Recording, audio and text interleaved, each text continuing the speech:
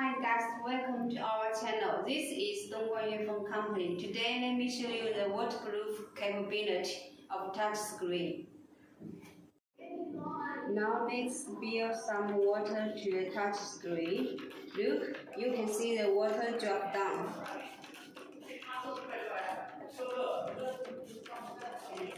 Okay, now let's try to touch.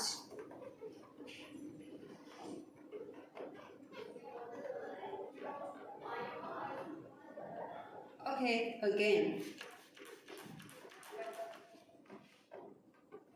Let's look, it's much fluent.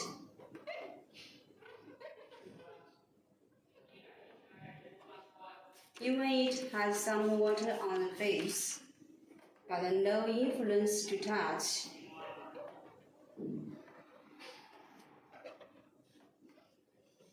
For this kind of touch panel, it's mainly suitable for industrial control, medical, and outdoor.